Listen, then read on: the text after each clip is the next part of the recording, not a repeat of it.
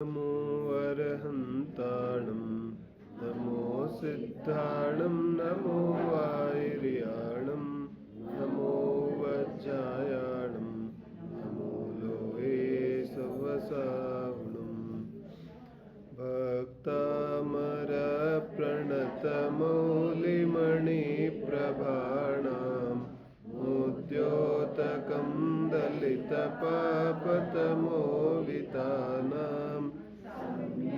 प्रणम्य जिनपादयुगं युगादा वालम्बनं भवजले पततां जनानां यस्संस्तुतः सकलवाङ्मयतत्त्वबोधा तद्भूतबुद्धिपटुभिः सुरलोकनाथैः स्तोत्रैर्जगत्रितयचित्तहरैरुदारैः स्तोष्ये किलाहमपि तं प्रथमं जिनेन्द्रम् बुद्ध्या विनापि विबुधार्चित्पादपीठ स्तोतुं समुद्यतमतिर्विगतत्रपोऽहं बालं विहाय जलसंस्थितमिन्दुबिम्ब अन्यः क इच्छति जनः सहसा ग्रहीतुम् गुणसमुद्रशशाङ्ककान्तान् कस्ते क्षमसुरगुरुप्रतिमोऽपि बुद्ध्या कल्पान्तकालपवनोद्धतनक्रचक्र को वातरीतुमलमम्बुनिधिम्बुजाभ्यां सोऽहं तथापि तव भक्तिवशान्मुनीश त्वद्भक्तिरपि प्रवृत्त प्रीत्यात्मवीर्यमविचार्य मृगेन्द्रं नापेति किं निजशिशु परिपालनार्थम् श्रुतं श्रुतवतां परिहासधाम त्वद्भक्तिरेव मुखरीकुरुते बलान् मां यः कोकिल मधुरं विरोति यच्चाम्रचारुकलिका निकरैकहेतु सन्ततिसन्निबद्धं पापं क्षणाक्षयमुपैति शरीरभाजाम् आक्रान्तरोकमलिनीलमशेषमाशु सूर्यांशुभिन्नमिव शार्वन्धकारम् नाथ तव संस्तवनं मयेद मारभ्यते तनुधियापि तव प्रभावात् चेतो हरिष्यति सतं नलिनीदलेषु मुक्ताफलद्युतिमुपैति ननूदबिन्दु तव स्तवनमस्तसमस्तदोष कथापि जगतां दुरितानि हन्ति दूरे सहस्रकिरण कुरुते प्रभैव पद्माकरेषु जलजानि विकासभाञ्जी भूतं भुवनभूषणभूतनाथ भूतैर्गुणैर्भुवि भवन्तमभीष्टवन्त तुल्या भवन्ति भवतो ननु तेन किं वा भूत्याश्रितं यैहनात्मसमं करोति भवन्तमनिमेषविलोकनीयं नान्यत्र तोषमुपयाति जनस्य चक्षु पीत्वा पयस्य शिखरद्युतिदुग्धसिन्धो क्षारं जलं जलनिधे रसितुं कैच्छेत् रुचिभिः परमाणुभिस्त्वं निर्मापितस्त्रिभुवनैकललामभूत तावन्त एव खलु ते प्रणवपृथिव्यां ಯತ್ತೆ ಸಮಾನಮಪರಂ ನಹಿ ರೂಪಮಸ್ತಿ. ಕಳೆದ 4 ಶ್ಲೋಕಗಳಿಂದ ಸ್ತುತಿ ಪ್ರಾರಂಭ ಆಗಿದೆ.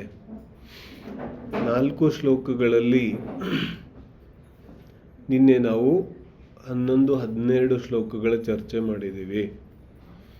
ಇಲ್ಲೇನು ಚರ್ಚೆ ಮಾಡ್ತಾ ಇದ್ದಾರೆ ಕಿ ಅರ್ಹಂತ ಪರಮೇಷ್ಠಿಯ ಬಾಹ್ಯ ಸ್ವರೂಪ ಹೇಗಿರುತ್ತೆ. ಅಂತರಂಗ ಸ್ವರೂಪದ ಚರ್ಚೆ ಅಂತೂ ಆಯಿತು. ಇನ್ನು ಮುಂದೆ ವಿಶೇಷವಾಗಿ ಸ್ತುತಿಯಿಂದ ಏನು ಲಾಭ ಆಗುತ್ತೆ ಅನ್ನೋದನ್ನು ವರ್ಣನೆ ಮಾಡೋರಿದ್ದಾರೆ. ಆದರೆ ಈಗ ಬಾಹ್ಯ ಸ್ವರೂಪದ ಚರ್ಚೆ ಮಾಡ್ತಾ ಇದ್ದಾರೆ कि बाह्य स्वरूप मने शरीर कि ಅರ್ಹಂತರ ಶರೀರ ಹೇಗಿದೆ. ಏಕೇಕ ವಿಷಯ ಜಿನಾಗಮದಲ್ಲಿರುವಂತಹ ಒಂದೊಂದು ವಿಷಯ ಒಂದೊಂದು ಉಪದೇಶ ಇದೆ. ಜैसे ಅರ್ಹಂತರ ಶರೀರ, ಅರ್ಹಂತರ ದೇಹ ಅಥವಾ ಜಿನಬಿಂಬ ಒಂದೊಂದು ವಿಷಯ ಒಂದೊಂದರ ಪ್ರತೀಕ ಇದೆ. तो ಬಾಹ್ಯದಲ್ಲೂ ಕೂಡ ಜಿನಬಿಂಬ ಯಾಕೆ ಹೀಗಿರುತ್ತೆ ಹೇಳ್ತಾರೆ ये ಶಾಂತರಾಗ ರುಚಿಭಿಹಿ ಪರಮಾಣುಭಿಸ್ತ್ವಂ ಅಥವಾ ದೃಷ್ಟ್ವಾ ಭವಂತ ಮಣಿಮೇಶ ವಿಲೋಕನೀಯಂ. कि ಆ ಅರ್ಹಂತ ಪರಮೇಷ್ಠಿಯನ್ನ ಈ ಸಂಸಾರ ಸಾಗರದಲ್ಲಿ ಮೋಹ ರಾಗದ್ವೇಷದಲ್ಲಿ ಮುಳುಗಿರೋ ಜೀವಿಗಳು ಆ ಅರ್ಹಂತರನ್ನ ನೋಡ್ಬೇಕಲ್ಲ. तो ಸತತವಾಗಿ ನೋಡ್ಲಿಕ್ಕೆ ಯಾವಾಗ ಸಾಧ್ಯ? ಒಳ್ಳೆ ರಾಗದ್ವೇಷ ಇಲ್ಲದೆ ಇದ್ರೆ ಸಾಧ್ಯ. ರಾಗದ್ವೇಷ ಇದ್ದು ಬಿಟ್ರೆ ಸತತವಾಗಿ ನೋಡಕ್ಕಾಗೋದಿಲ್ಲ. ಶರೀರದಲ್ಲಿ ಸೌಮ್ಯತೆ ಇಲ್ಲದೆ ಹೋದ್ರೆ, ಶರೀರದಲ್ಲಿ ವೀತರಾಗತೆ ಇಲ್ಲದೆ ಹೋದ್ರೆ, ಶರೀರದಲ್ಲಿ ಶಾಂತಿ ಇಲ್ಲದೆ ಹೋದ್ರೆ बोले सततವಾಗಿ दर्शन ಮಾಡೋಕ್ಕಾಗೋದಿಲ್ಲ. ये सतत दर्शन हो इसलिए सौम्य मुद्रा का होना आवश्यक है. ठीक है ना बात. तो सौम्य मुद्रा ಏನು ಹೇಳ್ತಾ ಇದೆ कि ನೀನು ಸತತವಾಗಿ ದರ್ಶನ ಮಾಡು.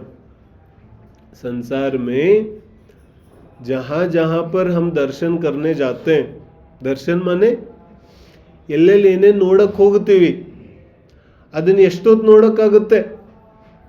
कितने देर तक देख सकते हैं? कुछ भी देखो, टीवी देखो, मोबाइल देखो, या फिर घूमने जाओ, तो ಎಷ್ಟೊತ್ತು ಮಾಡೋಕ್ಕಾಗುತ್ತೆ? बहुत कम समय तक, है ना. तो ಅನಿಮೇಷ ವಿಲೋಕನೀಯಂ नहीं हो सकता. ಆದರೆ ಎಲ್ಲಿ ಸೌಮ್ಯತೆ ಇದೆ, ಎಲ್ಲಿ ಸಮಾಧಾನ ಇದೆ, ಅಲ್ಲಿ ಹೇಳ್ತಾರೆ ಸತತವಾಗಿ ನೀನು ಆ ದರ್ಶನವನ್ನು ಮಾಡಬಹುದು. ಇದು ಬಾಹ್ಯ ಸ್ವರೂಪ ಇದೆ. ಮತ್ತೆ ಹೆಂಗಿದೆ ಹೇಳ್ತಾರೆ, ಜಿನಬಿಂಬದ ಒಂದೊಂದು ಅಂಗ ಪ್ರತ್ಯಂಗ ಶಾಂತ ರಸವನ್ನು ತೋರಿಸುತ್ತೆ. ಶಾಂತ ರಸ उससे झरता है, इसलिए उस परमाणुओं का उपयोग हुआ है. ಇನ್ನು ಮುಂದೆ 13ನೇ ಪದ್ಯ. वक्त्रं क्वते सुरनरोरगनेत्रहारी निशेष निर्जित जगत्त्रितयोपमानम्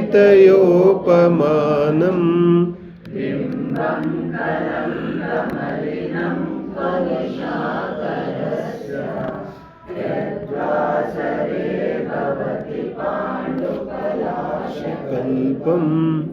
ಏನು ಹೇಳ್ತಾರೆ? ವಕ್ತ್ರಂ ಕ್ವತೆ ಸುರ ನರೋ ರಗ ನೇತ್ರಹಾರಿ.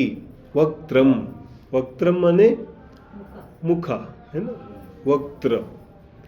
ವಕ್ತ್ರಂ ನಿಮ್ಮ ಮುಖಮಂಡಲ ಹೇಗಿದೆ? ಸುರ ನರೋ ರಗ ನೇತ್ರಹಾರಿ. ಸುರ ನರ ಉರಗ ನೇತ್ರಹಾರಿ, है ना. ಸುರ ನರೋ ರಗ ನೇತ್ರಹಾರಿ. तो ಸುರ ಅಂದ್ರೆ बोले ದೇವತೆಗಳು, ನರ ಅಂದ್ರೆ ಮನುಷ್ಯರು, ಉರಗ ಅಂದ್ರೆ बोले अन्य ಯಾವ ನಾಗದೇವ್ ಜಾತಿ ದೇವತೆಗಳಿದ್ದಾರೆ, तो समस्त वो ಜಾತಿ के देव. तो ಸುರ ನರೋ ರಗ ಅಂದ್ರೆ ದೇವತೆಗಳು ಮನುಷ್ಯರು ಎಲ್ಲರ ಮನಸ್ಸನ್ನ ಏನು ಹೇಳ್ತಾ ಇದ್ದಾರೆ? ನೇತ್ರಹಾರಿ, ಎಲ್ಲರ ಕಣ್ಣುಗಳನ್ನು ಆಕರ್ಷಿಸುವಂತಹ ಮುಖ ಇದೆ. ಇದೆಲ್ಲ ಭಕ್ತಿ ಎಲ್ಲರಿಗೂ ಅರ್ಥ ಆಗ್ತಿದೆ ಶಬ್ದಗಳು, ಅಥವಾ ಮಾನತುಂಗ ಸ್ವಾಮಿ ಏನು ಹೇಳ್ತಾ ಇದ್ದಾರೆ? ಯಾ ऐसा लग रहा है कि ऐसा कैसे हो सकता है? ನಮ್ಮ ಕಣ್ಣುಗಳೆಲ್ಲ ಯಾವ ಕಡೆ ಓಡ್ತಾ ಇರುತ್ತೆ? अपने आँख किधर घूमते कि ಎಲ್ಲೆಲ್ಲಿ ರಾಗದ್ವೇಷ ಇದೆ ಆ ಕಡೆ ಕಣ್ಣುಗಳು ಓಡ್ ಹೋಗುತ್ತೆ. ऐसे तो होता है ना. ನಾವು ಏನಾದರೂ ನೋಡಕ್ಕೆ ಯಾಕೆ ಕೂತ್ಕೋತೀವಿ? इसलिए क्योंकि आंखें बोलती हैं कि वहां पर जाओ, तो इसलिए यहां से वहां तक जाता है, क्योंकि ಕಣ್ಣುಗಳು ಹೇಳ್ತಾ ಇದೆ. ಇಲ್ಲೇನು ಹೇಳ್ತಿದ್ದಾರೆ? कि ವಕ್ತ್ರಂ ಸುರ ನರೋರಗ ನೇತ್ರಹಾರಿ, कि ಭಗವಂತನ ಮುಖಮಂಡಲ ಹೇಗಿದೆ, ಅರ್ಹಂತರ ಮುಖ ಹೇಗಿದೆ. ಪ್ರಪಂಚದಲ್ಲಿರೋ ಎಲ್ಲ ಜನರ ಕಣ್ಣುಗಳು ಈ ಕಡೆನೆ ಆಕರ್ಷಣೆಗೊಳಪಡುತ್ತೆ ಹಾಗಿದೆ. ಆದರೆ ಈ ಥರ ನಮಗೆ ಅನುಭವ ಆದರೆ ಭಕ್ತಿ ಆಗುತ್ತೆ. ನಮಗೆ ಅನುಭವ ಹೆಂಗಾಗ್ತಾ ಇದೆ? हमारा अनुभव तो ये कहता है कि अरहंत मुख तो हम देखते नहीं, हमारे आंखें तो कुछ और ही देखना चाहती हैं. मानतुंग स्वामी क्या कहते हैं? सुर नरोरग नेत्रहारी, कि ಎಲ್ಲರ ಕಣ್ಣುಗಳು ಈ ಕಡೆ ಆಕರ್ಷಿತವಾಗುತ್ತೆ. इसका अर्थ क्या? एक तो चक्रवर्ती और एक तरफ देव, ಇಬ್ರಿಗೂ ಮಹಾಪುಣ್ಯದ ಉದಯ ಇದೆ. ಇಬ್ರು ಭಕ್ತರಿದ್ದಾರೆ. ಯಾವ ಭಕ್ತ ಇದ್ದಾನೆ ಅವನಿಗಂತೂ ಏನು ಕಾಣಿಸ್ತಾ ಇದೆ? ಜಿನೇಂದ್ರ ಭಗವಂತನ ಮುಖ ಕಾಣಿಸ್ತಾ ಇದೆ. ಜಿನೇಂದ್ರ ಭಗವಂತನ ಮುಖ ಕಾಣಿಸ್ತಾ ಇದೆ ಅಂದ್ರೆ ಏನು? ಒಳ್ಳೆ ಸಂಸಾರದಲ್ಲಿ ಚಕ್ರವರ್ತಿ ಹತ್ರನೂ ಸಂಪತ್ತಿ ಇದೆ, ದೇವತೆಗಳಿಗೂ ಏನೂ ಕಮ್ಮಿ ಇಲ್ಲ. ಏನೂ ಕಮ್ಮಿ ಇಲ್ಲದೆ ಇದ್ದ ಮೇಲೆ ಇನ್ನೇನು ಕಾಣಿಸುತ್ತೆ? ಒಳ್ಳೆ ಇದರಲ್ಲೂ ಕೂಡ ಸಾರಭೂತವಾದ ಜಿನೇಂದ್ರನ ಮುಖಮಂಡಲ ಕಾಣಿಸ್ತಾ ಇದೆ. ठीक है ना. ಇದರದ್ದು ಇನ್ನೊಂದು ಅರ್ಥ ಏನು? बोले वक्त्रम मुख. मुख माने क्या? मुख माने ಪ್ರಗಟ ಆಗಿರುವಂತಹ ಜ್ಞಾನ, ಸಮೋಸರಣದಲ್ಲಿ ನೀಡ್ತಾ ಇರುವಂತಹ ಉಪದೇಶ, ಅದು ಮುಖ ಇದೆ. वो मुख है. समझ में आ रहा है? अरहंत का वास्तविक मुख तो केवल ज्ञान है. तो ಸಮೋಸರಣದಲ್ಲಿ ಸತತವಾಗಿ ಯಾವ ಜೀವಿಗಳು ಉಪದೇಶ ಕೇಳ್ತಾ ಇದ್ದಾರೆ ಆ ಜೀವಿಗಳಿಗೆ ಅರ್ಹಂತರು ಅಂದ್ರೆ ಉಪದೇಶ. क्योंकि आदिनाथ स्वामी की स्तुति चल रही है ना, तो ಆದಿನಾಥ ತೀರ್ಥಂಕರರ ಸಮೋಸರಣದಲ್ಲಿ ಯಾವ ಜೀವಿಗಳು ಹೋಗಿದ್ದಾರೆ ಅವರಿಗೆ ಅರ್ಹಂತರ ಮುಖ ಅಂದ್ರೆ ಏನು? ಒಳ್ಳೆ ಅರ್ಹಂತರ ಮುಖ ಅಂದ್ರೆ ಉಪದೇಶ. ಅವರ ಯಾವ ಉಪದೇಶ ಇದೆ ಅದನ್ನ ಬಿಟ್ಟು ಕಣ್ಣುಗಳೆಲ್ಲೂ ಹೋಗೋದಿಲ್ಲ. ಅವರ ಕಣ್ಣುಗಳೆಲ್ಲ ಈ ಕಡೆನೆ ಆಕರ್ಷಿತವಾಗ್ಬಿಟ್ಟಿದೆ. ಯಾಕೆ? ಯಾರಿಗಾಗುತ್ತೆ ಹಿಂಗೆ? ನಮಗೆ ಯಾಕೆ ಈ ಥರ ಅನುಭವ ಆಗುತ್ತಾ ಇಲ್ಲ? ಮಾನತುಂಗ ಸ್ವಾಮಿಗೆ ಯಾಕೆ ಆಗುತ್ತಾ ಇದೆ? ಒಳ್ಳೆ ಸಮೋಸರಣದ ಉಪದೇಶ ಯಾರಿಗೆ ಕೇಳ್ತಾ ಇದ್ದಾರೆ, ಯಾರಿಗೆ ಇಷ್ಟ ಆಗುತ್ತಾ ಇದೆ, ಅವ್ರ ಕಣ್ಣುಗಳೆಲ್ಲೂ ಹೋಗೋದಿಲ್ಲ. और जो मात्र दर्शन करने के लिए आता है ना मूर्ति का, ಅವನಿಗೆ ಹಿಂಗೆ ಅನುಭವ ಆಗೋದಿಲ್ಲ. ಅವನಿಗೇನು ಅನ್ಸುತ್ತೆ? ಅವನಿಗೆ ಒಂದು ಸ್ವಲ್ಪ ಬಂದರೆ ಪುಣ್ಯ ಆಗುತ್ತೆ, ಆಮೇಲೆ ಹೊಟ್ಬಿಡೋಣ ಅನ್ಸುತ್ತೆ. मेरे ना उसको क्या लगेगा कि थोड़ा दर्शन करो, पुण्य हो जाएगा और चलो यहाँ से. क्यों ऐसा लग रहा है? क्योंकि वो तो मात्र बाह्य मूर्ति को देखता है. तो वो मुख नहीं, मुख वास्तविक होता है जिनेंद्र का उपदेश. ಯಾರು ಉಪದೇಶವನ್ನ ದತ್ತ ಚಿತ್ತನಾಗಿ ಕೇಳ್ತಾನೆ ಅವನ ಕಣ್ಣುಗಳು ಇನ್ನೆಲ್ಲೂ ಹೋಗೋದಿಲ್ಲ. ಉಸ್ಕೆ ಆಂಖೆ ಅವ್ರ ಕೈ ನೀ ಜಾತಿ. ಅದಕ್ಕೆ ಹೇಳ್ತಾರೆ ವಕ್ತ್ರಂ ಕ್ವತೆ ಸುರ ನರೋರಗ ನೇತ್ರಹಾರಿ, ಕಿ ನಿಮ್ಮ ಮುಖ ಈ ಸುರ ನರ ಎಲ್ಲರ ಕಣ್ಣುಗಳನ್ನು ಆಕರ್ಷಿಸುವಂಥದ್ದಿದೆ. ಮನೆ ನಿಮ್ಮ ಉಪದೇಶ ಆಗಿದೆ. ಉಪದೇಶ ಯಾಕೆ ಆಗಿದೆ? ಬಲ್ಲಿ ಉಪದೇಶದಲ್ಲಿ ಏನು ಆಕರ್ಷಿಸುವಂಥದ್ದಿದೆ. ಈ ಪ್ರಪಂಚದಲ್ಲಿ ಇಂಥ ಉಪದೇಶ ಯಾರೂ ಕೊಡೋದಿಲ್ಲ. ಐಸಾ ಉಪದೇಶ ಕೋನ್ ದೇಗ? ಎಲ್ಲರೂ ಉಪದೇಶ ಯಾವ ಥರದ್ದು ಕೊಡ್ತಾರೆ? बाकी लोग उपदेश कैसा देते हैं? वे जैसा उनका लाभ हो वैसा उपदेश देते हैं. ತಂದೆ ತಾಯಿಯಿಂದ ಹಿಡಿದು ಪ್ರತಿಯೊಬ್ಬ ವ್ಯಕ್ತಿ ಯಾವ ತರ ಉಪದೇಶ ಕೊಡೋನಿದ್ದಾನೆ ಸಂಸಾರದಲ್ಲಿ? वो तो उपदेश देते हैं जैसा इस संसार की पूर्ति हो, जैसा भी संसार अच्छी तरह से चले, ಯಾವ ಪ್ರಕಾರವಾಗಿ ಸಂಸಾರ ವೃದ್ಧಿ ಆಗುತ್ತೆ ಆ ಉಪದೇಶ ಕೊಡ್ತಾರೆ. तो क्या करोगे? कोई संसार में ऐसा व्यक्ति देखा जिसने बोला हो कि नहीं ठीक है तुम काम मत करो? ऐसा बोलेगा कोई? नहीं बोलेगा ना. क्यों? संसार की वृद्धि ही ऐसी होती है. ಈ ಸೃಷ್ಟಿಯ ನಿಯಮ ಇದೆ, ಎಲ್ಲಿವರೆಗೆ ಜೀವಕ್ಕೆ ಜ್ಞಾನ ಸಿಗೋದಿಲ್ಲ ಅಲ್ಲಿವರೆಗೆ ಅವನು ಸೃಷ್ಟಿಯ ಗುಲಾಮ ಇದ್ದಾನೆ. तब तक वो सृष्टि का गुलाम है. सृष्टि का गुलाम माने सबसे बड़ी सृष्टि तो है देह और बाकी भी सब कुछ. तो ಎಲ್ಲಿವರೆಗೆ ಜ್ಞಾನ ಇಲ್ಲ ಅಲ್ಲಿವರೆಗೆ ಸೃಷ್ಟಿ ಏನು ಹೇಳುತ್ತೆ कि ಭೋಗ ಮಾಡು ಹಾಗೂ ಸಂತಾನೋತ್ಪತ್ತಿ ಮಾಡು. ये दो ही तो सृष्टि सिखाती है. अब देखो ಸೃಷ್ಟಿಯಲ್ಲಿ ಪ್ರತಿಯೊಂದು ವಸ್ತು ಪ್ರತಿಯೊಬ್ಬ ವ್ಯಕ್ತಿ ಏನು ಮಾಡ್ತಾ ಇದ್ದಾನೆ? ಗಿಡ ಮರ पशु पक्षी यहां तक पृथ्वी जल अग्नि वायु वनस्पति ये भी क्या करते हैं? ये सब एक दूसरे को भोगते हैं और संतान उत्पत्ति करते हैं. अर्थ ಆಗ್ತಿದೆ? जैसा वृक्ष है तो पेड़ क्या करता है? वृक्ष ಏನ್ ಮಾಡುತ್ತೆ? ಮಲ್ಟಿಪ್ಲಿಕೇಶನ್. ನೆಲದಿಂದ ಭೂಮಿಯಿಂದ ಭೋಗಿಸು, ಆಮೇಲೆ ಏನ್ ಮಾಡು? कि ಪುನಃ ಸಂತಾನೋತ್ಪತ್ತಿ ಮಾಡು. ಪಶು ಪಕ್ಷಿಗಳೇನ್ ಮಾಡುತ್ತೆ? ಅದು ಇದೇ ಮಾಡುತ್ತೆ. ಎಲ್ಲಿವರೆಗೆ ಜ್ಞಾನ ಇಲ್ಲ ಜೀವ ಅಂತೂ ಈ ಸೃಷ್ಟಿಯ ಅನುಸಾರವಾಗಿ ನಡೀತಾ ಇರ್ತಾನೆ. ಸಂಸಾರದಲ್ಲಿ ಎಲ್ಲರೂ ಉಪದೇಶನು ಹಾಗೆ ಕೊಡ್ತಾರೆ. ಯಾಕೆ? ಎಲ್ಲರೂ ಸೃಷ್ಟಿಯಲ್ಲೇ ಇದ್ದಾರೆ. तो सृष्टिगेन ಬೇಕಾಗಿದೆ? मल्टीप्लिकेशन. तो संसार सृष्टि की जैसी चल रही है सब कुछ. ठीक है ना? तो ದೇಹದ ಒಂದೊಂದು ಜೀವಕೋಶನು ಏನು ಹೇಳ್ತಾ ಇದೆ? कि ಭೋಗಿಸು ಮತ್ತೆ ಸಂತಾನೋತ್ಪತ್ತಿ ಮಾಡು, ಇದನ್ನೇ ಹೇಳ್ತಾ ಇದೆ. तो ಸಂಸಾರದಲ್ಲಿ ಅರ್ಹಂತರಂಗೆ ಉಪದೇಶ ಯಾರೂ ಕೊಡಕ್ಕೆ ಸಾಧ್ಯ ಇಲ್ಲ. क्यों? क्योंकि पूर्ण ज्ञान तो मात्र अरहंत को है. पूर्ण ज्ञान ಅಂತೂ ಮಾತ್ರ ಅರ್ಹಂತರಿಗಿದೆ. तो ಹಾಗಾಗಿ ಅರ್ಹಂತರ ಉಪದೇಶ ಯಾರು ಕೇಳ್ತಾರೆ ಅವರ ಕಣ್ಣುಗಳು ಇನ್ನೆಲ್ಲೂ ಹೋಗೋದಿಲ್ಲ. अब कुछ नहीं चाहिए, यहाँ तो कुछ अलौकिक बात ही मिली है. ಇಲ್ಲೇನೋ ಅತಿ ವಿಶಿಷ್ಟವಾದ ವಿಷಯ ಸಿಕ್ಕಿದೆ. ಇನ್ನು ಪ್ರಪಂಚದಲ್ಲೆಲ್ಲೂ ಈ ತರ ವಿಷಯನೇ ಇಲ್ಲ. ಹಿಂದೆ ಉದಾಹರಣೆ ಕೊಟ್ರಲ್ಲ, ಪೀತ್ವಾ ಪಯ ಶಶಿಕರ ದ್ಯುತಿ ದುಗ್ಧ ಸಿಂಧು ಕ್ಷಾರಂ ಜಲಂ ಜಲನಿಧೇ ರಸಿತುಂ ಕೈ ಇಚ್ಛೇತ್. ಯಾರಿಗೆ ಅಮೃತ ಸಿಕ್ಕಿದೆ ಆ ವ್ಯಕ್ತಿ ಕಷಾಯ ಕೊಟ್ರೆ ಕುಡಿತಾನೆ. याರಿಗೆ अमृत सिक्किदे उसको करेले का जूस दो तो पिएगा क्या? कि नहीं पिएगा. क्यों? अरे मैं रोज अमृत पीता हूं, तुम मुझे क्या दे रहे हो? ಅರ್ಥ ಆಗ್ತಿದೆಯಲ್ಲ? तो ಯಾರಿಗೆ ಮೂರು ಲೋಕದಲ್ಲಿ ಶ್ರೇಷ್ಠವಾದ ಉಪದೇಶ ಸಿಕ್ಕಿದೆ ಅವನು ಬೇರೆ ಕಡೆಗೆ ಯಾಕೆ ಓಡಿ ಹೋಗುತ್ತಾನೆ? ಅರೆ मुझे तो यही अमृत मिल रहा. ಸಮೋಶರಣದಲ್ಲೇ ಅಮೃತ ಸಿಗ್ತಾ ಇದೆ, ಹೊರಗಡೆ ಹೋಗಿ ಏನ್ ಮಾಡ್ಲಿ ನಾನು? तो ವಕ್ತ್ರಂ ಕೊತೆ ಸುರನರೋ ರಗನೇತ್ರಹಾರಿ. कि ನಿಮ್ಮ ಮುಖ ಹೇಗಿದೆ? कि ಸುರ ನರ ಎಲ್ಲರ ಕಣ್ಣುಗಳನ್ನು ಆಕರ್ಷಿಸುವಂಥದ್ದಿದೆ.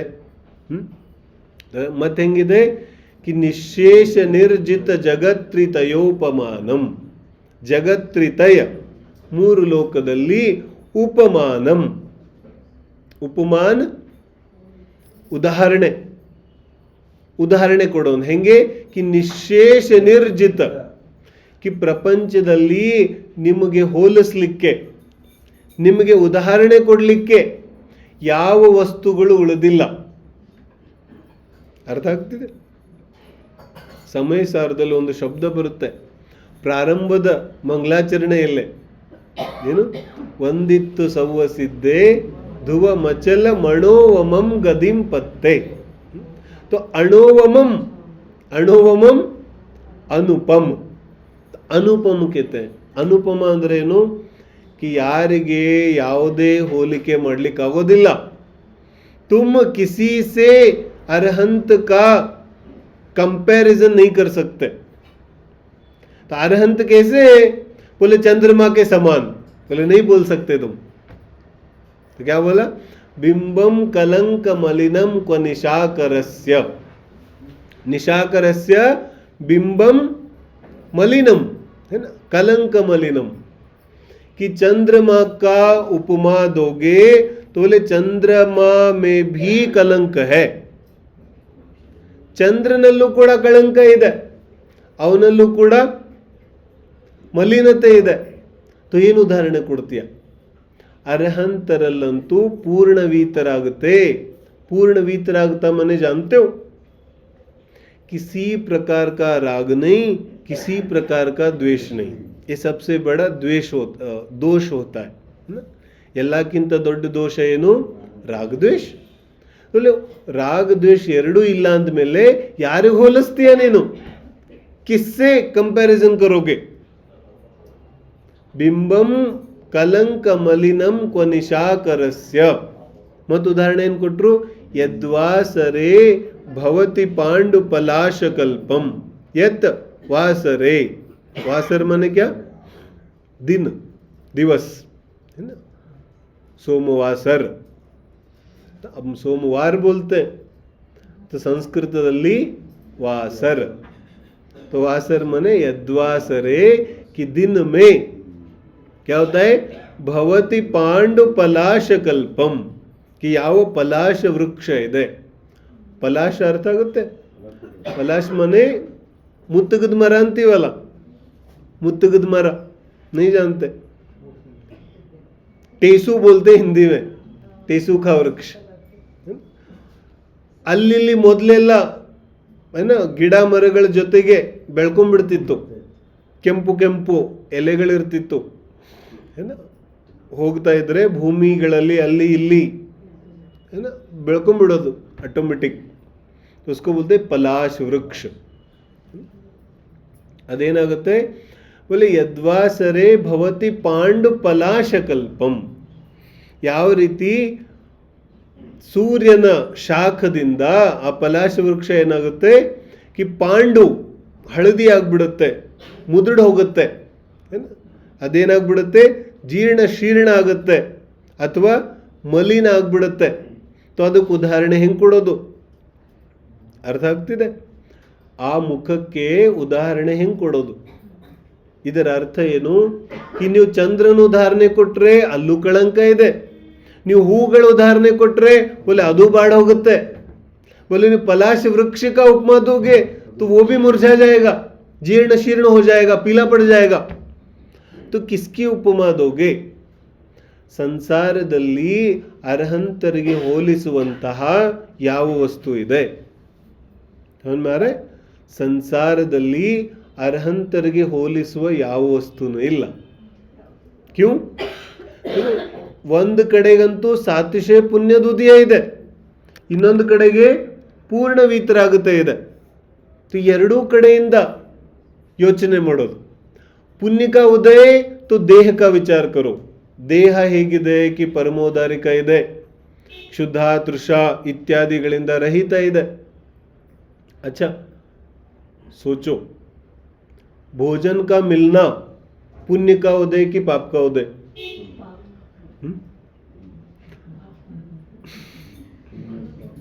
ಆಹಾರ ಸಿಗೋದು पुण्य का उदय कि पाप का उदय? क्या लगता है? पुण्य का उदय है ना. अच्छा, भूख लगना ये पुण्य का उदय कि पाप का उदय? अब तो ठीक है. अच्छा, ಹಸಿವಾಗೋದು ಪಾಪ का उदय, ಹಸಿವಾಗದೇ ಇರೋದು ये पुण्य का उदय है ना. ठीक लग रहा है कि नहीं? भूख नहीं लगना ये पुण्य का उदय और भूख लगना पाप का उदय. समझ में आ रहा है? ಆಹಾರ ಸಿಗೋದು ಮತ್ತೆ ಹಸಿವಾಗದೇ ಇರೋದು, ಇದೆರಡರಲ್ಲಿ ಪುಣ್ಯದ ಉದಯ ಯಾವುದು ಹಾಗಾದ್ರೆ? नारायण, भोजन नहीं मिलना और भूख नहीं लगना, ಭೋಜನ तो ಉಪಲಬ್ಧ ಆದ್ರೆ ಹಸಿವಾಗಿಲ್ಲ. तो ಇದಕ್ಕೆ ನಾವು ಸಂಸಾರದಲ್ಲಿ ಪುಣ್ಯದ ಉದಯ ಅಂತೀವೋ ಪಾಪದ ಉದಯ ಅಂತೀವೋ? समझो अपने सामने बहुत बड़ी थाली रखी हुई है सजी हुई और भूख नहीं लगा, तो ये पुण्य का उदय कि पाप का उदय? ये पाप का उदय. तो ಇಲ್ಲಿ ಏನು ಹೇಳ್ತಿದ್ದಾರೆ, ಅರಹಂತ ಪರಮೇಷ್ಠಿಗೆ ಎಂತ ಉದಯ ಇದೆ? बोले क्षुधा वेदने इल्ला, ये सबसे बड़ा पुण्य का उदय है. क्या? तीर्थंकर नाम प्रकृति का सबसे बड़ा पुण्य का उदय कि भूख नहीं लगती. अरे भूख नहीं लगती इतना नहीं है, क्षुधा वेदना नहीं है इसका अर्थ मात्र हसिवागोदिಲ್ಲ ಅಂತಲ್ಲ. इसका पूरा अर्थ क्या? इसका पूरा अर्थ ಹಸಿವಾಗೋದಿಲ್ಲ ಅಂದರೆ ದೇಹದ ಅವಸ್ಥೆ ತನ್ನಿಂದ ತಾನೇ ಸುರಕ್ಷಿತವಾಗಿರುತ್ತೆ. उस देह को भोजन की आवश्यकता नहीं, ऐसा. ಆ ದೇಹದ ಅವಸ್ಥಿತಿ ತನ್ನಿಂದ ತಾನೇ ಇದೆ. ನೀರು ಗಾಳಿ ಬೆಳಕು ಇದನ್ನಂತೂ ಗ್ರಹಣೆ ಮಾಡ್ತಾನೆ ಇದೀವಿ ತಾನೆ. ದೇಹದಲ್ಲಿ ಏನು ರಿಸೆಪ್ಟರ್ಸ್ಗಳಿದೆ, ಇದು प्रकाश से, पानी से, हवा से, परमाणुओं का ग्रहण होता ही है शरीर को. तो ಈ ತರ ಗ್ರಹಣೆ ಮಾಡುವಷ್ಟು ಶರೀರ ಸಾಮರ್ಥ್ಯ ಇದೆ ಪರಮೋದಾರಿಕ ಶರೀರ, ಅದಕ್ಕೆ ಆಹಾರದ ಅವಶ್ಯಕತೆ ಇಲ್ಲ. इसका अर्थ है क्षुधा वेदना नहीं. ಅರ್ಥ ಆಗ್ತಿದೆ? तो ಇದು ಸಾತಿಶಯ ಪುಣ್ಯದ ಉದಯ ಇದೆ. ನಮಗನ್ಸುತ್ತೆ ಭೋಜನ ಆಹಾರ ಸಿಗೋದು ಪುಣ್ಯದ ಉದಯ ಇದೆ. नहीं, ಭೋಜನ ಸಿಗೋದು ಪುಣ್ಯದ ಉದಯ ಇದೆ, ಆದ್ರೆ ಅದಕ್ಕಿಂತ ದೊಡ್ಡ ಉದಯ ಏನು? कि ಹಸಿವು ಆಗ್ಲಿಲ್ಲ, ದೇಹನು ದುರ್ಬಲ ಆಗ್ಲಿಲ್ಲ. ऐसा भूख भी नहीं लगी और शरीर भी दुर्बल नहीं हुआ, तो समझो कि सातिशय पुण्य का उदय है. ऐसा नहीं कि भूख तो नहीं लग रहा और साथ साथ शरीर भी दुर्बल हो रहा, तब तो तुम्हारा पाप का उदय चल रहा है. ठीक है ना? तो ಅರ್ಹಂತರಿಗೆ ಕ್ಷುಧಾ ವೇದನೆನೂ ಇಲ್ಲ, ಅದರ ಜೊತೆ ಜೊತೆಗೆ ಶರೀರ ಕೂಡ ಸುದೃಢ ಇದೆ, ಅದು ದುರ್ಬಲ ಆಗೋದಿಲ್ಲ. इसको कहते हैं क्षुधा. ಇದೇ ತರ ಎಲ್ಲದರಲ್ಲೂ ಇದು ತೀರ್ಥಂಕರ ಶರೀರ ಇದೆ, ಇದರಲ್ಲಿ ಇದೆಲ್ಲ ಅಪ್ಲೈ ಆಗುತ್ತೆ. ಶುದ್ಧ, ತೃಷ, ಹಸಿವು, ಬಾಯಾರಿಕೆ ಎಲ್ಲವೂ ಇದಕ್ಕೆ ಅಪ್ಲೈ ಆಗುತ್ತೆ. तो ಹಾಗೆ ಹೇಳ್ತಾರೆ, ಈ ಸಂಸಾರದಲ್ಲಿ ಯಾವ ಈ ತರ ವಸ್ತು ಇದೆ ಅದನ್ನ ನಾವು ಪರಮೋದಾರಿಕ ಶರೀರಕ್ಕೆ ಹೋಲಿಸಬಹುದು. ಯಾರ ಗಮನದಲ್ಲಾದ್ರೂ ಒಂದು ವಸ್ತು ಆದ್ರೂ ಇದೆಯೇನು?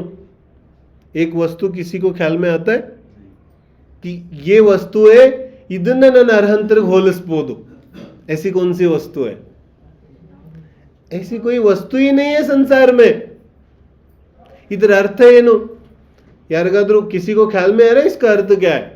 इसका अर्थ ये है कि ಅರ್ಹಂತರ ಭಕ್ತಿ ಯಾವುದು ನಿಜವಾದ ಭಕ್ತಿ, कि जहां पर तुम संसार की सारी वस्तुएं भूल जाओ. अरहंत को किसी वस्तु से तुम कंपेयर नहीं करो, माने संसार की किसी भी वस्तु अरहंत से बड़ी नहीं लगे, तो अरहंत की भक्ति है. अभी पूजन में पढ़ रहे थे ना, जिनको तुम त्यागे तुच्छ जान, वे उन्हें मानते हैं महान. अरहंत ने ಈ ಸಂಸಾರದಲ್ಲಿರೋ ಪ್ರತಿಯೊಂದು ವಸ್ತುವನ್ನ ಅತ್ಯಂತ ನಿಕೃಷ್ಟ ಅಂತ ತಿಳಿದು ತ್ಯಾಗ ಮಾಡಿದ್ದಾರೆ. ಹೇಗೆ नहीं? त्याग क्यों किया?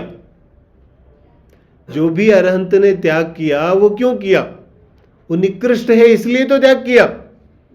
जो संसार विषय सुख होता तीर्थंकर क्यों त्यागे? तो संसार की वस्तुएं निकृष्ट है इसलिए त्याग किया था. तो ನಾವೇನ್ ಮಾಡ್ತಿದೀವಿ? ಸಂಸಾರದ ವಸ್ತುಗಳನ್ನೇ ಅರ್ಹಂತರಿಗೆ ಹೋಲಿಸ್ತಾ ಇದ್ದೀವಿ. ನೈ ಮಾನ್ತುಂಗ ಸ್ವಾಮಿ ಹೇಳ್ತಾರೆ, ಸಂಸಾರದಲ್ಲಿ ಇಂತಹ ವಸ್ತುನೇ ಇಲ್ಲ. माने तुम संसार की तरफ से अरहंत का चिंतन मत करो, ऐसा. हम चिंतन कैसे करते हैं ಅರ್ಹಂತ का? ಸಂಸಾರದಲ್ಲಿ ಭಗವಂತನ ಸ್ವರೂಪ ಹೇಗಿದೆ? हम चिंतन करते हैं संसार के वस्तुओं के आधार से कि कितना बड़ा सिंहासन है। सिंहासन कहां होता है? सिंहासन तो तुम्हारे संसार का विषय है, तो कितना बड़ा सिंहासन है, उतने बड़े अरहंत। तो नहीं, तुम्हें अरहंत का स्वरूप ही नहीं पता। बड़ा सिंहासन होने से अरहंत बड़े होंगे क्या? नहीं ना। अच्छा, ಪ್ರತಿಮಾ ಎಷ್ಟು ದೊಡ್ಡದಿರುತ್ತೆ ಅಷ್ಟು ದೊಡ್ಡ ಭಗವಂತ, और प्रतिमा छोटी हो तो अरहंत छोटे हो गए। बोलो, ये अर्थ है इसका। संसारिक वस्तुओं से अरहंत को देखना नहीं है। तुम्हारे सारे संसारिक विचारों से परे हो जाओ पहले। ಅರ್ಥ ಆಗ್ತಿದೆ? ಸಂಸಾರದ ನಿನ್ನ ಎಲ್ಲಾ ಬುದ್ಧಿಯಿಂದ दूर ಆಗು, ನೀನು ಅತೀತ ಆಗು, ಆಗ ನಿನಗೆ ಅರಹಂತರು ಕಾಣಿಸ್ತಾರೆ। यदि अरहंत की चिंता विचार करते समय संसार का कोई विषय ख्याल में आता है तो बोले अरहंत की भक्ति नहीं होगी। फिर अर्थ ಆಗ್ತಿದೆ? ख्याल में आ रहे कि नहीं? ಏನ್ ಹೇಳ್ತಿದ್ದಾರೆ? भक्ति करो ऐसे जैसे तुम अपने सारे परिग्रहों को भूल जाओ। कि कैसे है? बोले नहीं, मैं बोल ही नहीं सकता कैसे।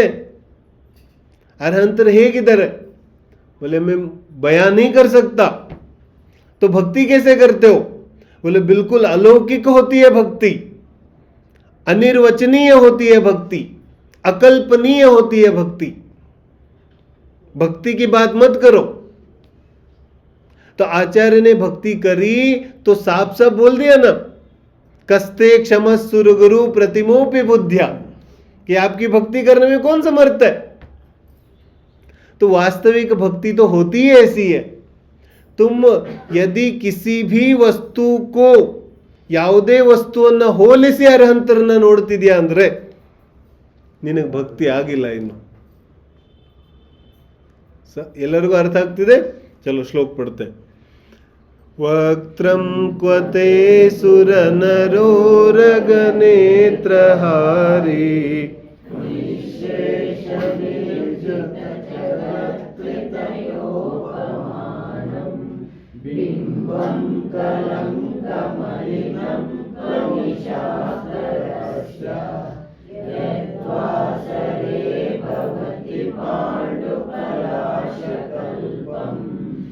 तो ಮುಖ ಅಂದ್ರೆ ಅರ್ಥ ಆಗ್ತಿದೆ? ಮುಖ ಅಂದ್ರೆ ಇಲ್ಲೇನು?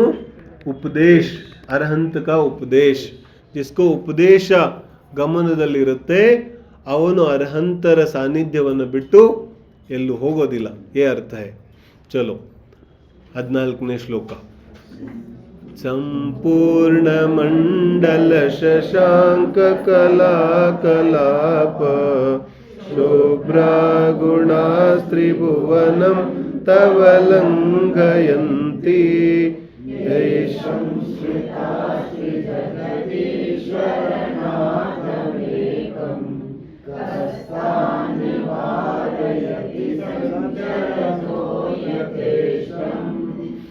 देखो, जगदीश्वर कैसे हैं कि संपूर्ण मंडल शशांक कला कलाप। संपूर्ण मंडल कि संपूर्ण ಆಗಿರುವಂತಹ ಚಂದ್ರ, माने ಹುಣ್ಣಿಮೆಯ ಚಂದ್ರ, पूर्णमासी की चांद है ना। तो संपूर्ण मंडल शशांक, शशांक चंद्र, तो संपूर्ण मंडल शशांक कलाप, कलाप ಕಲೆಗಳು, ಕಲಾएं, चंद्र की कलाएं। चंद्रನ ಕಲೆಗಳಂದ್ರೆ ಏನು? चंद्रमा की कला माने क्या होता है? कि ಚಂದ್ರನಲ್ಲಿ ಸತತವಾಗಿ ಯಾವ ಸ್ವರೂಪ ಇದೆ ಅದು ಬದಲಾಗ್ತಾ ಇದೆ। वो चंद्र एक जगह नहीं टिकता और एक तरह से नहीं दिखता है ना। चंद्रನ ನೋಡ್ತಾ ನೋಡ್ತಾ ಇದ್ರೆ प्रति सला ಬೇರೆ ಬೇರೆ ತರ ಕಾಣ್ತಾನೆ। उसको क्या बोलते हैं? कलाएं। चंद्रमा की कलाएं वो बदलती रहती है। और ಹುಣ್ಣಿಮೆಯಿಂದ ಮತ್ತೆ ನಾಳೆ ಹೋದ್ರೆ ಮತ್ತೆ ಬದಲಾಗಿದೆ। ನಾಳಿದ್ದು ಮತ್ತೆ ಬದಲಾಗಿದೆ, ಬದಲಾಗ್ತಾ ಆಗ್ತಾ ಆಗ್ತಾ ಹೋಗಿ ಅಮಾವಾಸ್ಯೆಗೆ ಹೋಗ್ತೀವಿ. ठीक है ना. तो अमावस्या से पूर्णिमा, पूर्णिमा से अमावस्या, इसको बोलते चंद्रमा की कलाएं. तो ಸಂಪೂರ್ಣ ಮಂಡಲ ಶಶಾಂಕ ಕಲಾ ಕಲಾಪ, ಪೂರ್ಣ ಚಂದ್ರನ ಯಾವ ಕಲೆಗಳಿದೆ ಅದಕ್ಕೆ ಸಮಾನವಾಗಿ ಸಮುಜ್ವಲ್, ಅದಕ್ಕೆ ಸಮಾನವಾಗಿ ಶುಭ್ರ. ಶುಭ್ರ ಮನೆ ಉಜ್ವಲ. ಹೇಗೆ ಯಾರು ಉಜ್ವಲ ಆಗಿದ್ದಾರೆ? ಗುಣಾಹ. ಶುಭ್ರ ಗುಣಾಹ. ಗುಣಾಹ ಗುಣಗಳು. ಕಿ ಅರ್ಹಂತರ ಗುಣಗಳು ಹೇಗಿದೆ? ಕಿ ಪೂರ್ಣ ಚಂದ್ರನ ಯಾವ ಪ್ರಕಾಶ ಉಜ್ವಲ ಇದೆ ಅದಕ್ಕೆ ಸಮಾನವಾಗಿ ಶುಭ್ರ ಆಗಿದೆ. ಆಮೇಲೆ ಏನು ಹೇಳ್ತಾರೆ? ತ್ರಿಭುವನಂ ತವ ಲಂಘಯಂತಿ. ತ್ರಿಭುವನಂ ಮೂರು ಲೋಕವನ್ನ ಉಲ್ಲಂಘಿಸುವಂಥದ್ದಿದೆ, ಮೂರು ಲೋಕವನ್ನ ಪಾರು ಮಾಡುವಂಥದ್ದಿದೆ. ಆಮೇಲೆ ಯೇ ಸಂಶ್ರಿತಾ ಜಗದೀಶ್ವರ ನಾಥಮೇಕಂ.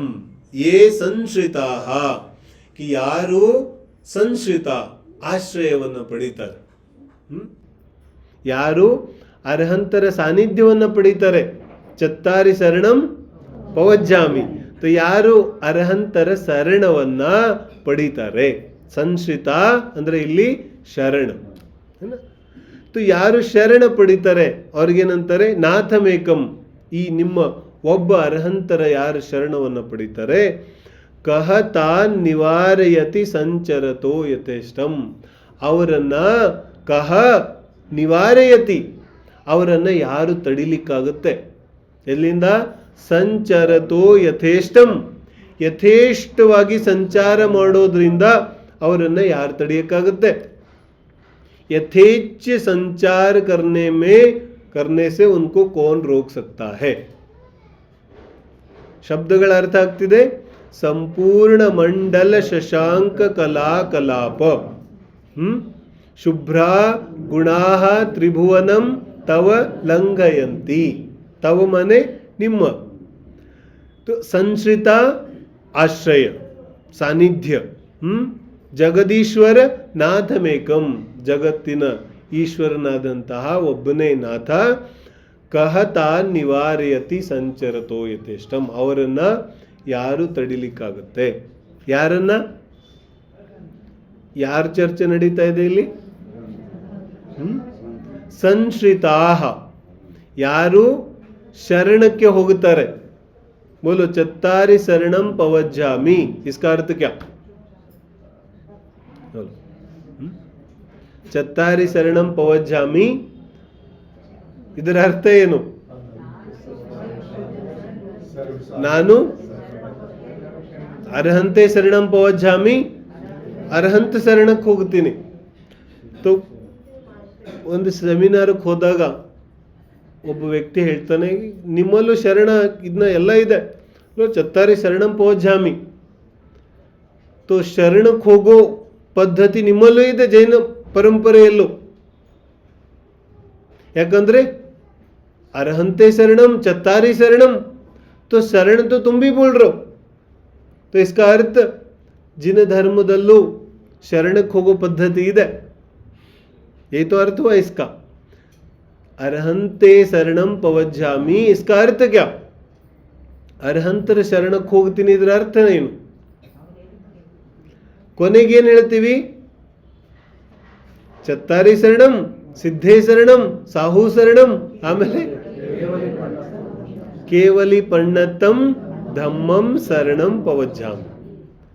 तो ಕೇವಲಿ ಭಗವಂತರು ಹೇಳಿದ ಧರ್ಮ. तो ಇದರ ಅರ್ಥ ಏನು? शरण का मात्र इतना अर्थ होता है कि अरहंत के मार्ग पर चलना, इसको शरण बोलते हैं. ಶರಣ ಅಂದ್ರೇನು? ಅರ್ಹಂತರ ಹೇಳಿದ ಮಾರ್ಗದಲ್ಲಿ ನಡೆಯೋದು, ಯೈ ಶರಣ. ಅನ್ಯ ಪ್ರಪಂಚದಲ್ಲಿ ಶರಣದ ಅರ್ಥ ತುಂಬಾ ವಿಪರೀತವಾಗಿ ಮಾಡ್ಬಿಟ್ರು. ಶರಣ್ ಮನೆ ತುಮ್ ಜಾಕರ್ शरण हो जाओ, सरेंडर कर दो. तो सरेंडर का अर्थ नहीं है जिन धर्मದಲ್ಲಿ.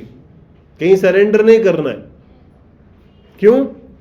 क्योंकि अन्य ಎಲ್ಲ ಧರ್ಮಗಳ ಮಾನ್ಯತೆ ಏನಿದೆ कि ಒಂದು ಬ್ರಹ್ಮ ಇದೆ. ಆತ್ಮಯೇ ಜೀವ ಅನೇಕ नहीं होती, ಒಂದು ಬ್ರಹ್ಮ ಇದೆ, ಸತ್ವಮೇವಾಸಿ. ಒಂದು ಬ್ರಹ್ಮ ಇದೆ, ಅನೇಕ ಜೀವಿಗಳಿಲ್ಲ, ಒಂದೇ ಜೀವ ಇದೆ. ಆಶ್ರಯಕ್ಕೆ ಹೋಗೋದಿದೆ. ಆದರೆ ಜಿನ ಧರ್ಮ ಹೇಳುತ್ತೆ ಪ್ರತಿಯೊಂದು ಜೀವ ಸ್ವತಂತ್ರ ಇದೆ, ಪ್ರತಿಯೊಂದು ಜೀವಿಯಲ್ಲಿ ಜ್ಞಾನ ದರ್ಶನ ಇದೆ, ಪ್ರತಿಯೊಂದು ಜೀವಿಯಲ್ಲಿ ಭಗವಂತನಾಗೋ ಶಕ್ತಿ ಇದೆ, ಪ್ರತಿಯೊಂದು ಜೀವಿಯಲ್ಲಿ ಶಕ್ತಿ ರೂಪದಲ್ಲಿ ಅನಂತ ಚತುಷ್ಟಯಗಳಿದೆ. ಕೇವಲ ಜ್ಞಾನ ಪ್ರತಿಯೊಂದು ಜೀವಿದಲ್ಲಿರುತ್ತೆ. समझो, केवल ज्ञान प्रत्येक जीव में बसता है. प्रत्येक जीव केवल ज्ञान स्वरूपी है. ಹಾಗಾಗಿನೇ ಜಿನ ಧರ್ಮ ಜೀವ ಹಿಂಸೆಗೆ ಅಷ್ಟು ಮಹತ್ವತೆಯನ್ನು ಕೊಡುತ್ತೆ. क्यों? क्योंकि भाई प्रत्येक जीव में भगवान बसता है. समझ में आ रहा है? ಪ್ರತಿಯೊಂದು ಜೀವಿಯಲ್ಲಿ ಭಗವಂತ ಇದ್ದಾನೆ. वो शक्ति रूप में प्रकट करे तो हो सकता है. तो ये संश्रिता ಯಾರು ಶರಣಕ್ಕೆ ಹೋಗುತ್ತಾರೆ, ಯಾರು ಶರಣಕ್ಕೆ? देखो पहला संपूर्ण मंडल शशांक कला कलाप शुभ्राह गुणाह. ಯಾರ ಆಶ್ರಯಕ್ಕೆ ಹೋಗುತ್ತಾನೆ? कि ಸಂಪೂರ್ಣ ಚಂದ್ರನ ಕಲೆಗಳ ಸಮಾನವಾಗಿ ಶುಭ್ರವಾಗಿರುವಂತಹ ಭಗವಂತನ ಯಾವ ಗುಣಗಳಿದೆ ಅದರ ಆಶ್ರಯಕ್ಕೆ ಯಾರು ಹೋಗುತ್ತಾನೆ? माने गुणों की आश्रय के लिए जा रहा है. ऐसा नहीं कि भगवान कुछ वर दे देंगे, प्रसन्न कर देंगे इसलिए जा रहा है. अच्छा समझो, ಭಕ್ತ ಭಕ್ತಿ ಮಾಡಿದ್ಮೇಲೆ ಭಗವಂತ ಪ್ರಸನ್ನ ಆದ್ರೆ कि ಭಕ್ತ ದೊಡ್ಡವನಾದ್ನೋ ಭಗವಂತ ದೊಡ್ಡವನಾದ್ನೋ? बोलो कौन बड़ा हुआ? भक्त की भक्ति से यदि भगवान प्रसन्न होंगे तो भक्त बड़ा हुआ कि भगवंत बड़ा हुआ? भक्ति तो बड़ा हुआ ना. क्यों? भक्ति भगवान को कंट्रोल कर रहा है, भगवान कहां भक्त को कंट्रोल कर रहा है? समझो ना. तो भगवान प्रसन्न नहीं होते हैं. प्रसन्न नाम का गुण अरहंत में नहीं होता. क्या? ಪ್ರಸನ್ನ ಅನ್ನುವಂತಹ ಗುಣ ಅರಹಂತ ಪರಮೇಷ್ಠಿಯಲ್ಲಿ ಇರೋದಿಲ್ಲ. तो जो तुम लिखते हो ना कहीं कहीं, क्या क्या लिखते हो? समझ में आ रहा है? महावीर स्वामी प्रसन्न, तो ये प्रसन्न लिखते हो ना इनविटेशन पे या किस पे? नहीं. क्या लिखते हैं हमारे यहाँ? नमः वीतरागाय नमः महावीराय नमः. नमः इतना प्रसन्न नहीं लिखना. क्यों? बोले प्रसन्न अन्नो गुणा नहीं ला रंतरली. जब प्रसन्न नाम का गुण ही नहीं होता तो क्या लिखते हो? किसको प्रसन्न करते हो? जीवन में जो किसी का भी प्रसन्न होना चाहता है या किसी को प्रसन्न करना चाहता है वो अभी जैन नहीं बना. किसको प्रसन्न करना है तुम्हें? ಎಲ್ಲ ದೈವತ್ವದ ಗುಣಗಳು ನಿನ್ನಲ್ಲೇ ಇದೆ. सारे दैवीय गुण तुम्हारे में मौजूद है.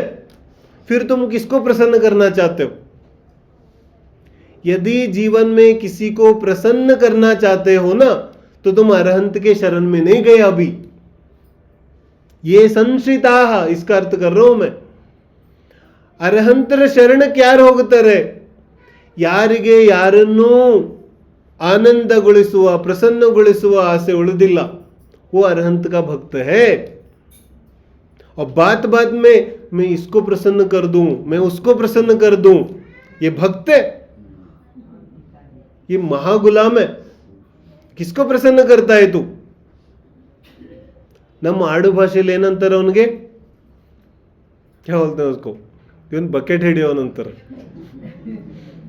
समझ में आ रहा है ना? वो भक्त थोड़ी है, ये भक्त का लक्षण है. क्यों प्रसन्न करना क्यों है तुम्हें? प्रसन्न नहीं करना. ಆಶ್ರಯ ಚತ್ತಾರಿ ಶರಣಂ ಪವಜ್ಜಾಮಿ, ಇದರ ಅರ್ಥ ಇದೆ ನಾನು ಕೂಡ ಅರಹಂತರ ಗುಣಗಳನ್ನ ಪಡಿಲಿಕ್ಕೆ ಅವರ ಸಾನ್ನಿಧ್ಯಕ್ಕೆ ಹೋಗ್ತಾ ಇದ್ದೀನಿ, ಅದೇ ತರ ಗುಣಗಳನ್ನ ಪಡಿಲಿಕ್ಕೆ. यही अर्थ है इसका. नहीं तो अंत में क्यों बोलते केवली पंडितम धम्मम शरणम. ಕಿ ಧರ್ಮದ ಶರಣಕ್ಕೇನು ಹೋಗ್ತೀನಿ, ಆದರೆ ಯಾವುದು ಕಿ ಕೇವಲಿ ಭಗವಾನ್ ಪೂರ್ಣ ಜ್ಞಾನಿ ಹೇಳಿರುವಂತಹ ಧರ್ಮ ಮಾರ್ಗದ ಶರಣಕ್ಕೆ ಹೋಗ್ತೀನಿ. ಮನೆ ಕಿ ಸಂಪೂರ್ಣ ಮಂಡಲ ಶಶಾಂಕ ಕಲಾಕಲಾಪ ಶುಭ್ರಾ ಗುಣಾಹ, ಶುಭ್ರವಾದ ಗುಣಗಳ ಆಶ್ರಯಕ್ಕೆ ಸಾನ್ನಿಧ್ಯಕ್ಕೆ ಹೋಗ್ತೀನಿ. तो गुणों की सानिध्य में कौन क्यों जाता है? ಒಂದೇ ತದ್ಗುಣ ಲಬ್ಧ ಆ ಗುಣಗಳ ಪ್ರಾಪ್ತಿಗೋಸ್ಕರ. देखो एक प्रश्न तो ಎಲ್ಲರಿಗೂ ಈಗ ಒಂದು ಪ್ರಶ್ನೆ ಬರಬೇಕಿತ್ತು. क्या प्रश्न आना चाहिए था? ಹಿಂದಿನ ಶ್ಲೋಕದಲ್ಲಿ ಏನು ಹೇಳಿದ್ರು? ವಕ್ತ್ರಂ ಕೊತೆ ಸುರ ನರೋರಗ ನೇತ್ರಹಾರಿ ನಿಶೇಷ ನಿರ್ಜಿತ ಜಗತ್ರಿತಯೋಪಮಾನಂ. तो निशेष ನಿರ್ಜಿತ ಜಗತ್ರಿತಯೋಪಮಾನಂ बोला कि ಸಂಸಾರದಲ್ಲಿ ನಿಮಗೆ ಹೋಲಿಸುವಂತಹ ಯಾವ ವಸ್ತುನೂ ಇಲ್ಲ. ಮತ್ತಿಲ್ಲಿ ಬಂದೇನು ಹೇಳ್ತಿದ್ದಾರೆ? यहाँ के क्या बोलते हैं? संपूर्ण मंडल शशांक कलाकलाप ಶುಭ್ರಾಹ ಗುಣಾಹ. कि ನಿಮ್ಮ ಗುಣಗಳು ಹೆಂಗೆ ಶುಭ್ರ ಇದೆ? कि पूर्णमासी चंद्रमा के कांति के समान आपके गुण उज्ज्वल है. उपमा तो दे दी. ಹಿಂದೆ ಏನು ಹೇಳ್ತಿದ್ರು? उपमा दे ही नहीं सकते, फिर उपमा क्यों दिया? अर्थ ಆಗ್ತಿದೆ? ये जो भक्ति है ना, ये इसी तरह से चलेगी. इसी को भक्ति बोलते हैं. ಪ್ರಾರಂಭದಲ್ಲೂ ಏನು ಹೇಳಿದ್ರು? कि ಕಸ್ತೆ ಕ್ಷಮ, ನಿಮ್ಮ ಸ್ತುತಿ ಮಾಡ್ಲಿಕ್ಕೆ ಯಾರಿಂದ ಸಾಧ್ಯ ಇದೆ? ಮತ್ತೆ ಯಾಕೆ ಸ್ತುತಿ ಮಾಡ್ತಾ ಇದ್ದೀರಿ? ख्याल में आ रहा है बात? जब स्तुति कोई कर ही नहीं सकता, फिर क्यों स्तुति करते हो? जब कोई उपमा दी नहीं जा सकती, तो फिर उपमा क्यों देते हो? तो बोले ಮಾಂತುಂಗ ಸ್ವಾಮಿ, ಇದು ಭಕ್ತನ ಪರವಶತೆ ಇದೆ. ये भक्त की पराधीनता है. क्यों? क्योंकि भक्त के पास मात्र शब्द है. आ शब्दಗಳಲ್ಲಿ ಶಕ್ತಿ ಇಲ್ಲ. शब्द स्वयं इस दुनिया के हैं. शब्द कहाँ के हैं? शब्द ಕೂಡ ಈ ಪೌದ್ಗಲಿಕ ಲೋಕದ್ದೇ ಇದೆ. ಶಬ್ದ कोई ಅಮೂರ್ತಿಕ ವಸ್ತು ಥೋಡಿ है. तो ಶಬ್ದಗಳು ಬಳಸ್ತಾ ಇದೀವಿ, ಇದರ ಅರ್ಥ ಆಲ್ರೆಡಿ ಈ ಲೋಕದನ್ನೇ ಬಳಸ್ತಾ ಇದೀವಿ. शब्द का उपयोग करना इसका अर्थ ही है तुम कुछ इस लोक का उपयोग करते हो. ठीक है ना? तो फिर ಶಬ್ದಗಳಲ್ಲಿ ಶಕ್ತಿ ಇಲ್ಲ. तो उपमा ಕೊಡಕ್ಕಾಗೋದಿಲ್ಲ ಅಂತ ಯಾಕೆ ಹೇಳಿದ್ರು? इसलिए कहा ताकि तुम समझ सको. तुम ये मत सोचो कि भगवान चंद्र जैसे होते हैं. नहीं नहीं, ऐसा नहीं होता. नहीं, ऐसे लोग होते हैं ना कि उदाहरण ಕೊಟ್ರು. सीता कैसी है? कि सीता चंद्रमुखी है. तो चंद्रमुखी सीता, तो सीता तो सीते मुखियನ್ನ ಹೆಂಗೆ ಇಮ್ಯಾಜಿನ್ ಮಾಡ್ಕೋತಾ ಇದ್ದಾರೆ? तो कोई डायरेक्टर मिलेगा ना पिक्चर करने वाला, तो सीता को और चंद्रमा को दोनों को साथ में दिखाएगा. क्यों? कि उसको लगता है, ಅವನಿಗೆ ಏನು ಅನಿಸ್ತಾ ಇದೆ कि सीತೆಯ ಮುಖ. तो नहीं, ऐसी गलती मत करना. इसलिए बोलते हैं ಇಂಥ ತಪ್ಪು ಮಾಡಬೇಡ. ನನ್ನ ಹತ್ರ ಬೇರೆ ಏನು ಉಪಾಯ ಇಲ್ಲ, ಅದಕ್ಕೆ ಚಂದ್ರನ ಉದಾಹರಣೆ ಕೊಡ್ತಾ ಇದ್ದೀನಿ. ಆದರೆ ಚಂದ್ರ ಅಂತ ಹೇಳಲಿಲ್ಲ. ಚಂದ್ರನ ಪೂರ್ಣಮಾಸಿ, ಚಂದ್ರನ ಯಾವ ಕಾಂತಿ ಇದೆ, वो कांति. क्योंकि दूसरा कुछ उदाहरण मिलता नहीं, क्या करूं मैं? संसार में सबसे उज्ज्वल तो वो चंद्रमा की कांति है. ಯಾಕಂದ್ರೆ ಅದರಲ್ಲಿ ಶೀತಲತೆನೂ ಇದೆ, ಅದರಲ್ಲಿ ಪ್ರಕಾಶನೂ ಇದೆ, ಅದರಲ್ಲಿ ಶೀತಲತೆನೂ ಇದೆ, ಎರಡೂ ಇದೆ. तो ಬೆಳಕು ಮತ್ತು ಶೀತಲತೆ ಎರಡೂ ಇರೋದ್ರಿಂದ ಅದನ್ನು ಉದಾಹರಣೆ ಕೊಡ್ತಾರೆ. ಲೇಕಿನ್ ಆದರೆ ಚಂದ್ರನ ಕಾಂತಿಯಂತೆ ಅರ್ಹಂತರ ಗುಣಗಳಿದೆ ಅಂತ ತಿಳಿಬೇಡ.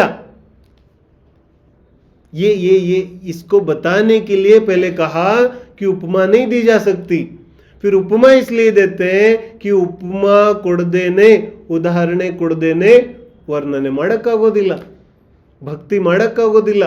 ಅದಕ್ಕೆ ಉದಾಹರಣೆನೂ ಕೊಡ್ತಾರೆ, ಅದರ ಜೊತೆಗೆ ಹೇಳ್ತಾರೆ ಉದಾಹರಣೆ ಹೆಂಗಿದೆ ಹಂಗೆ ತಿಳಿಬೇಡ. ಉದಾಹರಣೆ होता है मात्र समझाने के लिए. ತಿಳಿಸ್ಲಿಕ್ಕೆ ಉದಾಹರಣೆ ಇರುತ್ತೆ, उसको वास्तविक मत समझो, ये है. तो देखो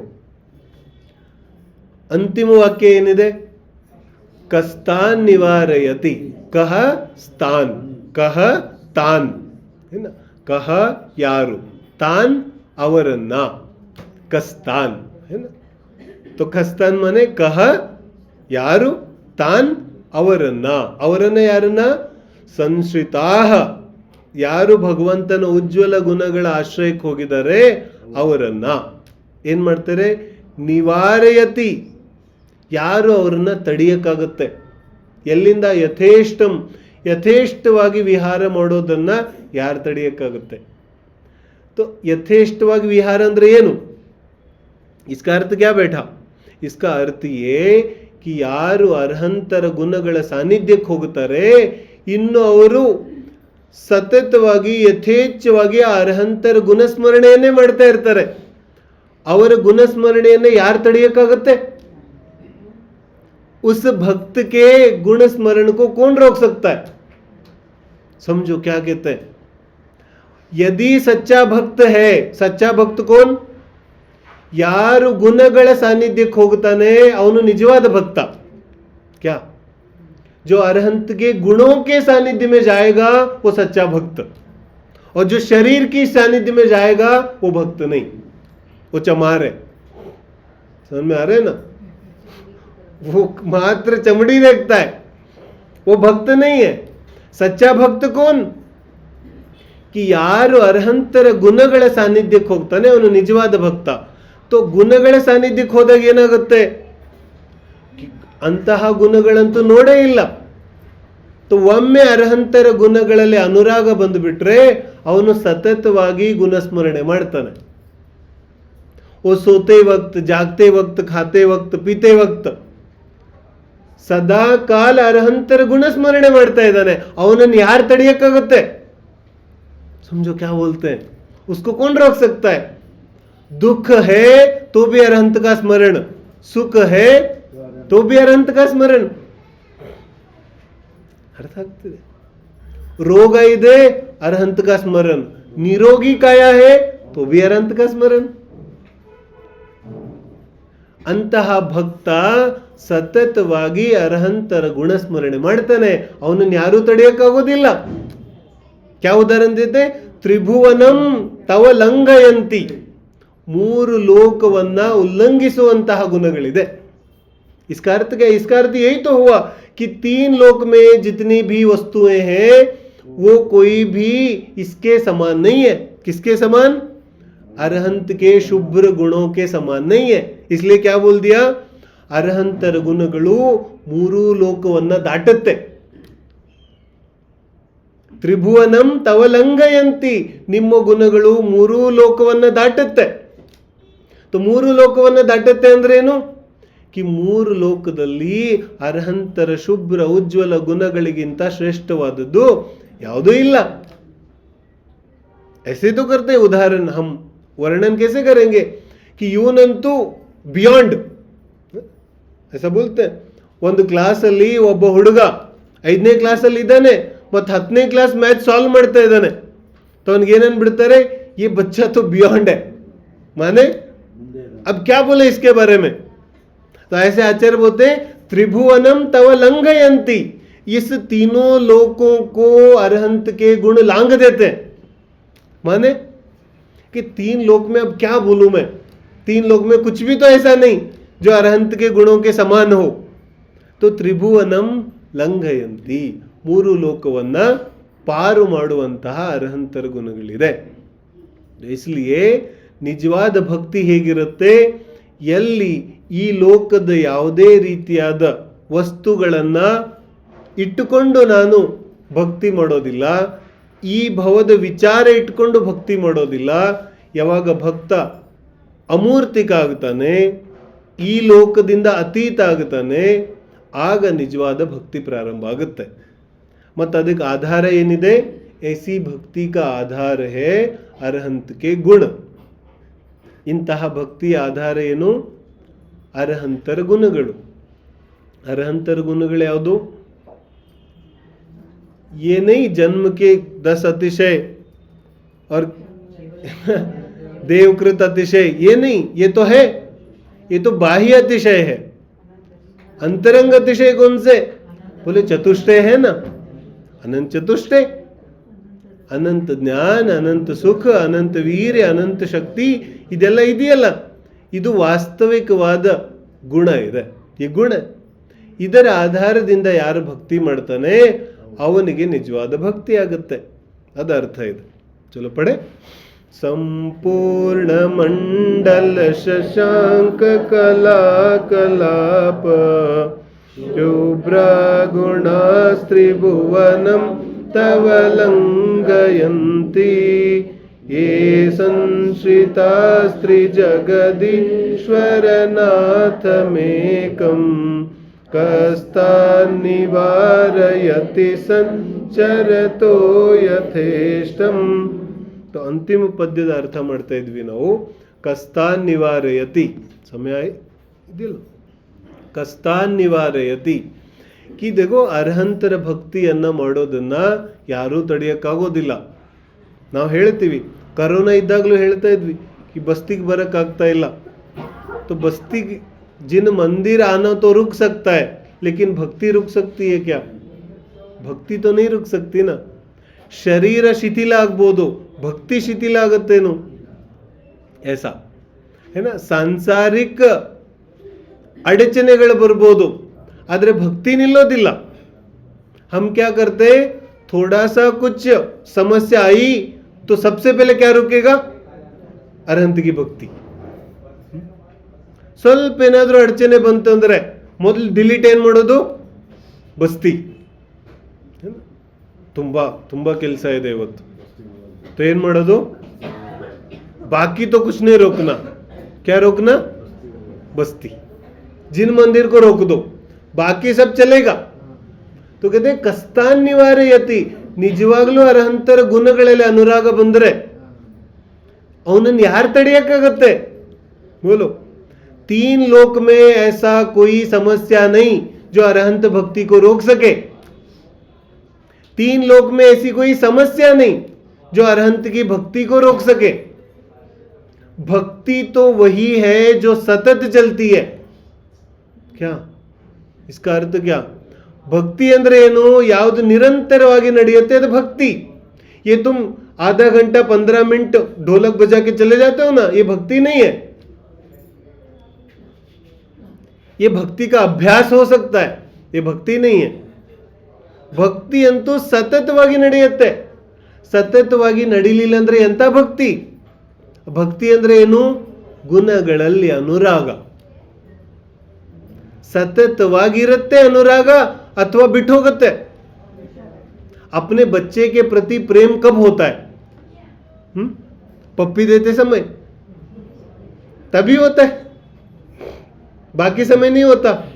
मारते समय तब भी होता है ना. तो इसको क्या बोलते हैं? प्रेम. ऐसे भक्ति क्या होती है? भक्ति निरंतर चलती है. कस्तान निवारयति संचरतो यथेष्टम. ಯಥೇಚ್ಛವಾಗಿ क्या? ಯಥೇಚ್ಛವಾಗಿ ಭಕ್ತನಿಗೆ ಸತತವಾಗಿ ಭಕ್ತಿ ನಡೆಯುತ್ತೆ. उसको कोई नहीं रोक सकता. वो जिनेंद्र भगवान के भक्त है. आप समंत भद्र स्वामी की भक्ति पढ़ेंगे तो और पता चलेगा भक्त कैसे होता है. ಒಂದು ಸಮಯ ಕೂಡ ಭಕ್ತನ ಮನಸ್ಸಿನಿಂದ ಭಕ್ತಿ ಕೆಳಗಿಳಿಯೋದಿಲ್ಲ. हमेशा भक्त के सर पर भक्ति चढ़ी रहती है. माने भक्ति माने क्या? भक्ति माने भजन बोलना इतना नहीं.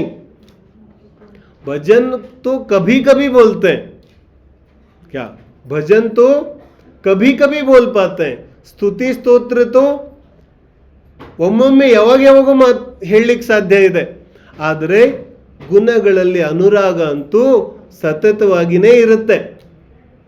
ಸತತವಾಗಿದ್ದ ಮೇಲೆ ಒಮ್ಮೊಮ್ಮೆ ಸ್ತುತಿ ಸ್ತೋತ್ರ ಹೇಳಿದಾಗ ಮತ್ತಷ್ಟು ಆನಂದ ಆಗುತ್ತೆ.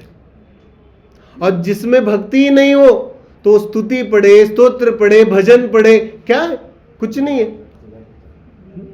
हंडे में नीर सुरदंಗಿದೆ, कुछ नहीं होता उसको, पत्थर है वो. क्यों? अरे भाई, ಎಲ್ಲಿ ಭಕ್ತಿಯಿಂದ ಮನಸ್ಸು ಒದ್ದೆ ಆಗಿದೆ ಅಲ್ಲಿ ತಾನೇ ಸ್ತುತಿ ಸ್ತೋತ್ರಗಳ ಕೆಲಸ ಮಾಡುತ್ತೆ.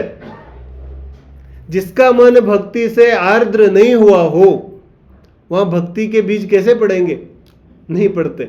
तो इसका अर्थ क्या?